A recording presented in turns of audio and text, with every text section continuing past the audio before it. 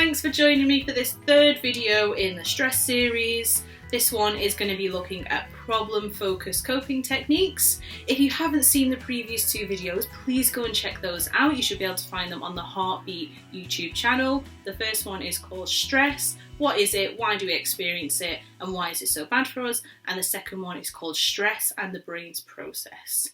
So you're at this video now because you're ready to take some practical steps at overcoming stress. So let's get straight into it. In this video, what we're going to be doing is starting to take a look at the different types of coping techniques that you can use to overcome or manage stress. So just to recap from the previous video, there are two different types of coping techniques, and that's problem-focused coping and emotion-focused coping. And I like to see these two ideas as two sides of the same river. So in the middle, the river, that is the stress, and it's flowing and it's constantly weaving between these two sides, because the likelihood is you're going to have to use both types of techniques to overcome stress successfully. And also, those two different sides are the thing that's going to be kind of keeping the river contained. So using different types of coping is going to make sure that the stress doesn't overflow and it's just going to gently roll towards its final destination, which is overcoming it.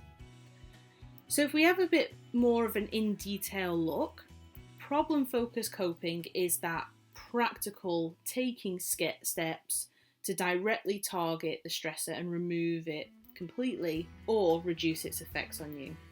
And this is going to mean using skills such as problem solving, time management, and receiving social support.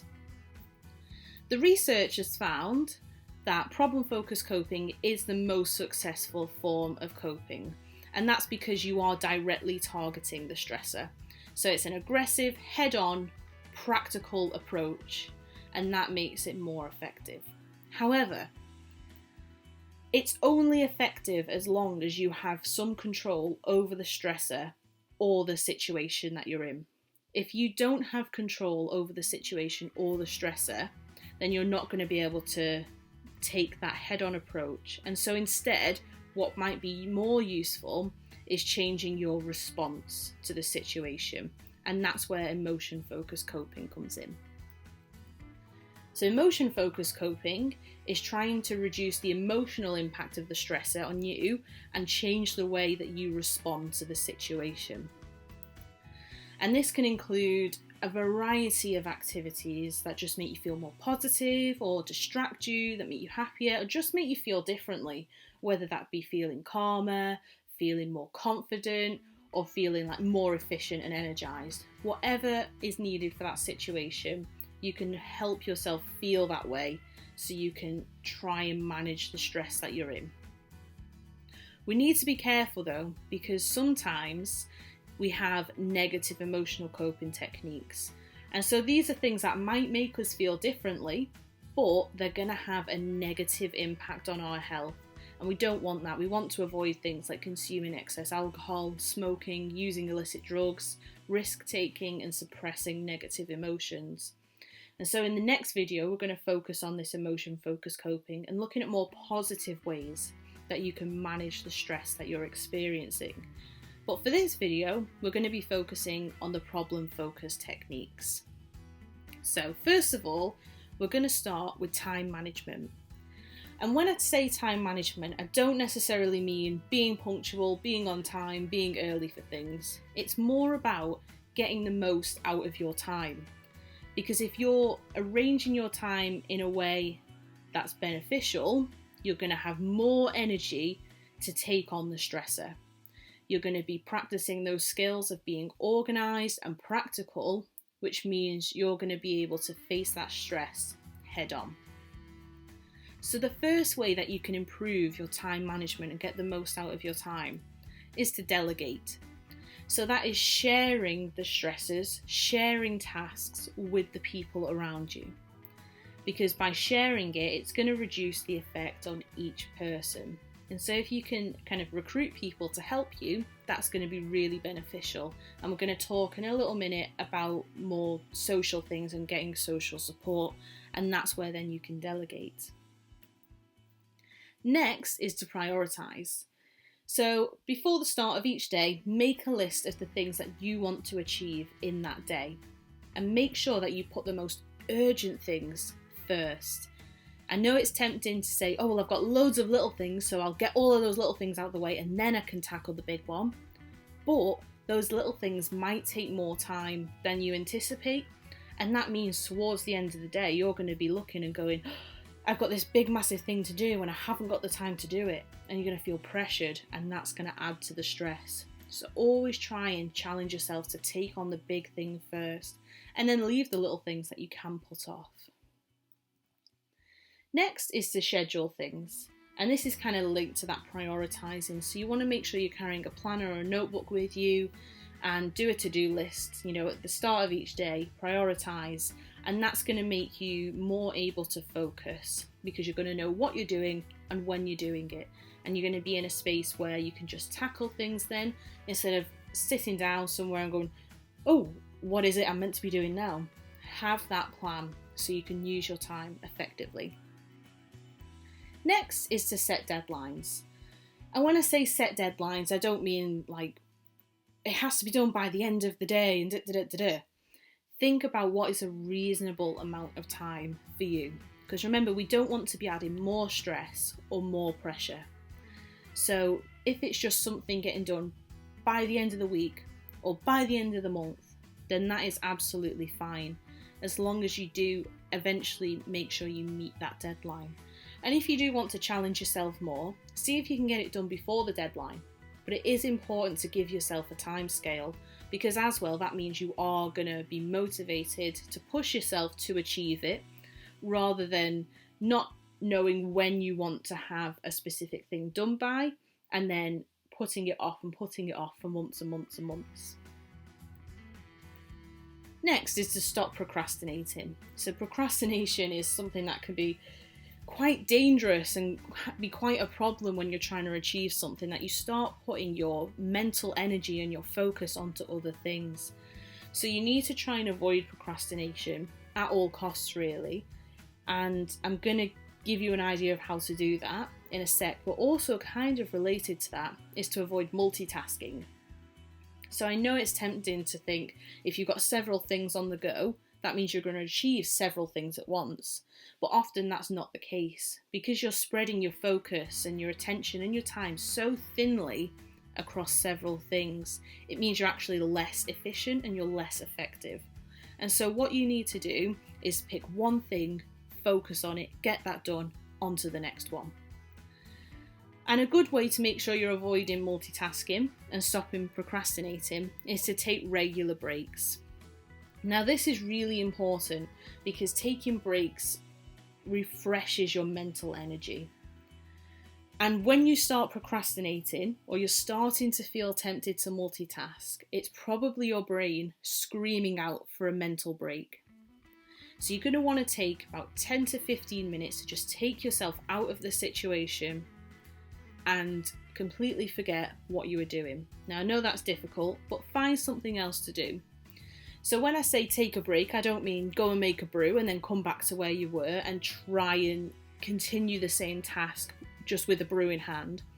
I mean, make yourself a brew and then take yourself to a different room. Sit down or do something active, but just do something different. Whether that's putting the TV on, putting the radio on, having a conversation, stroking your dog, whatever. Just do something different that takes you out of that space of trying to achieve a task. And what that's going to do is when you come back to the task, you're going to be fresh, you're going to be more accurate, you're going to be more active, and you're going to be more alert. And that means you're going to be more efficient and you'll be stronger in your attempts to finish that task. Now when I say take a break, also that doesn't mean always go and do something a little bit lazy like watching the TV and having a brew. Change it up. Maybe sometimes you need a break from doing those kind of lower level activities. So say you're sat on the couch watching TV and then you start reaching for your phone or a magazine, you're flicking through it. That multitasking, that procrastination, that's your brain screaming out for a break. So go to a different room, do something active, do some star jumps in your kitchen, whatever, and just do something that's going to give your brain a mental break from what you were doing. And I guarantee you'll come back feeling stronger, feeling fresher, and feeling ready to just crack on with it. The next way you can manage your time more effectively is to start early. And when I say this, I really don't mean like setting your alarm for 5 a.m. and getting up at the crack of dawn. What I mean is just being mindful of giving yourself enough time to achieve the tasks that you want to achieve in that day, that week, that month, that year. So whether that is just getting up 30 minutes earlier, getting your breakfast, getting a wash, and then being 30 minutes earlier to the tasks you've got that day. You're giving yourself a little bit more time, so that should relieve the pressure that you feel, being that more organised and more practical. The next step to take is learning to say no. So sometimes you have to be really mindful of what you've already got on your plate because you don't want to overload yourself. And by saying yes to things, you might be taking on too much, and then that's going to increase the amount of stress you're feeling and leave you with less time to tackle the stressful things in your life. So by saying no, you don't always have to be harsh about it, but just politely say, not right now. I can't take that on right now. And you shouldn't feel guilty about that, because if you do take something on and then that overwhelms you and it doesn't get done, or it's not done to the best of your ability, then you've not done that person a favour who you said you'd do it for. So you've really got to think about what you can handle and say yes if you have got that time, if you have got that mental space to take something on for someone else. Final step is to manage stress, which I know seems a bit odd considering I'm telling you to manage your time to manage your stress, but you also need to manage stress to be able to manage your time. And it is a bit of a cycle. And so when we move on in a sec to the problem solving, hopefully you'll be taking other stresses out of your life, completing other tasks, and that will reduce the stress, which means that you can dedicate more time to the other things that you've got going on. So it is a bit of a cycle there, but it is all interlinked, and that's important to remember as we move forward. So now we're going to be talking about social support. So receiving social support is another way that you can take practical steps towards achieving the goals you've got or to relieve stress. So the first idea is to cast a wide net. So what you don't want to do is put all of your stresses and all of your worries on one person. I know that's sometimes tempting when you trust a person a lot, and I know on the other side of that, a lot of people don't reach out when they're feeling stressed because they don't want to be a burden. You don't want to bring somebody else down. I completely understand that. And so what we need to do is make sure that we've got several people within our social circle that we can go to with different issues. So whether that's talking about work issues with a work colleague because they understand where you're coming from, and talking about kind of, daily everyday stresses with your partner because they live with you and they can understand that, and then having a friend that you go to about, relationship issues, whatever that is, cast that wide net and kind of spread that load out. And you will also be someone's go-to in their social net. And so that's a good idea to make sure that you're not burdening anyone else with your stuff, and that you are receiving the support that you need about different stresses in your life. The next step is to be proactive. So sometimes we get it into our heads that people should notice when we're not feeling great, that they should notice when we're feeling stressed and come to us. But unfortunately, people, we aren't mind readers, and we won't always know when something's up with someone. And especially now in this time of social distancing and self-isolation, we're not around people to pick up on those visual cues that someone isn't feeling at their best. And so people might not know that you're struggling, and that's why it's really important for you to be proactive and to reach out and to be the one to make an effort and say, hey, I'm not feeling 100% right now, can we have a chat? And the next step is to use technology. Speaking of that, social isolation and stuff, we can use technology to make sure that we're staying in touch and reaching out to people and that they're reaching out to us. So technology, I know it's not for everyone. I know there'll be people watching this who maybe aren't on social media, but this is a good time to learn. We've got a little bit of time here while we're all self-isolating to pick up the phone and ask someone who is a bit more tech savvy to talk us through it, to help us set those things up and teach us how to communicate using technology. And that could be really useful at times like this where we can't see each other face to face as much. The next step is to follow your interests. So what we can do here is think about the hobbies that you have, the things that you enjoy, and you can join clubs and do things within that are going to help you to meet people and increase your social network and cast that wider net. Now, yes, it is a little tricky at the moment with the current situation to join clubs and stuff. You can't be doing these things in person. However, this is where technology is great again, because you can join online clubs and talk about your interests and your hobbies. And this is going to help you plan things and put things in action that will reduce the stress that you're experiencing.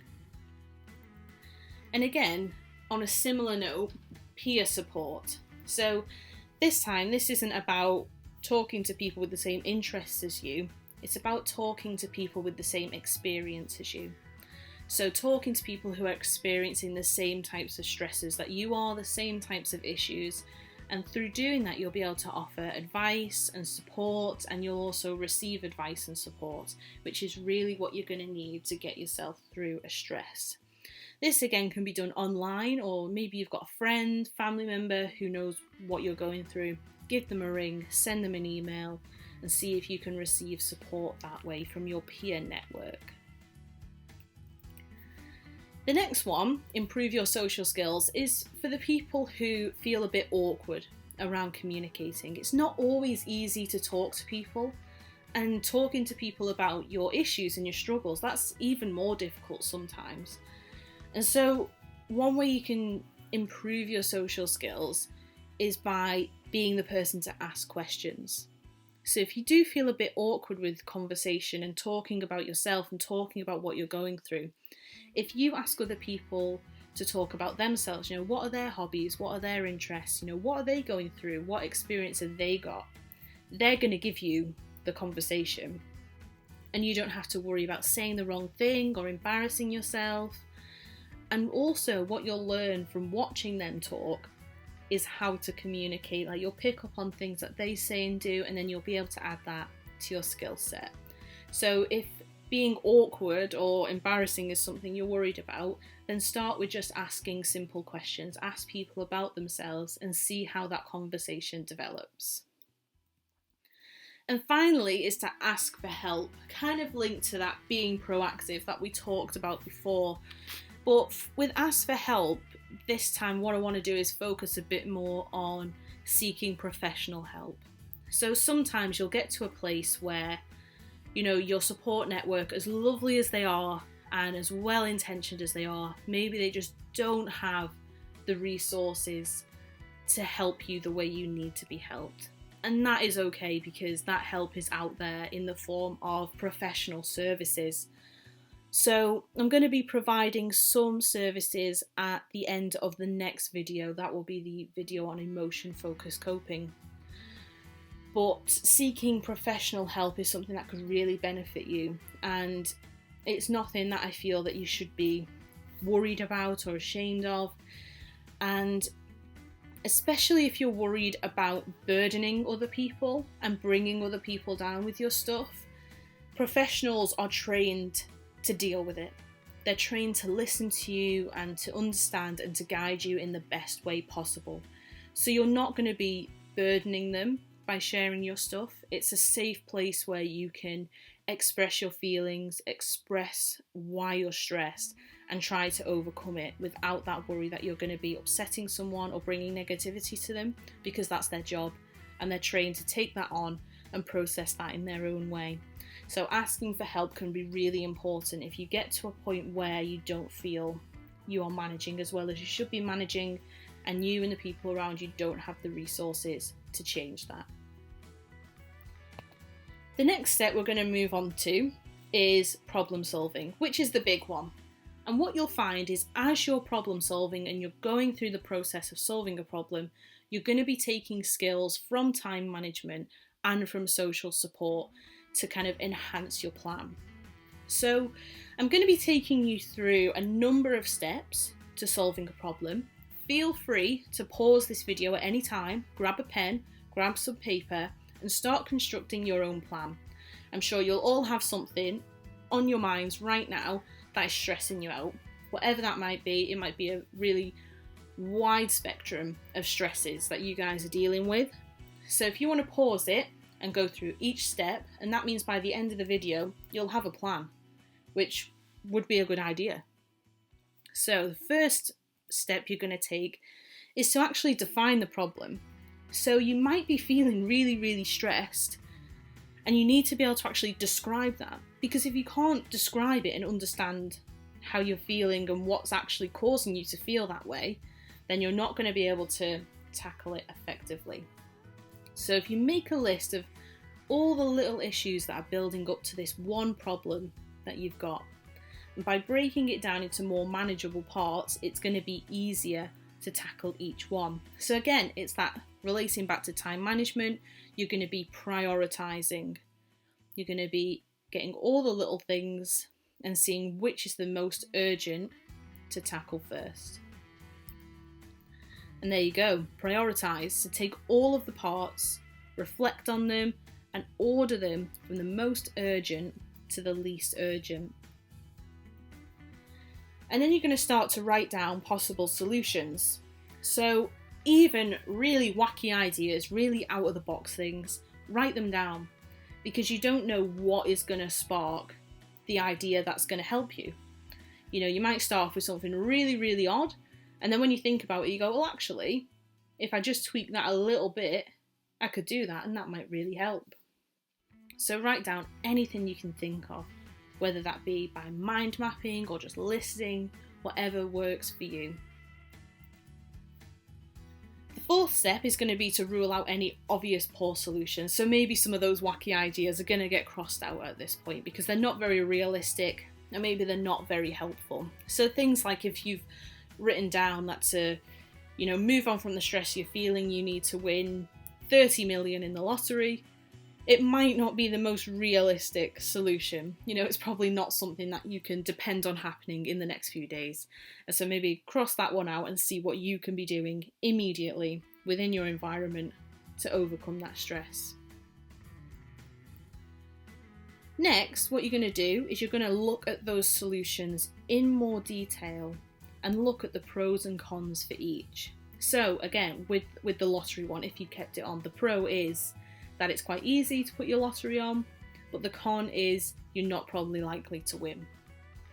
So go through each of those solutions, make a list of the pros and cons, and then you're going to see which one has the best ratio of pros to cons. So you're going to be identifying the best solutions, the ones that are the most relevant, the most realistic, the most helpful, and with not many bad consequences.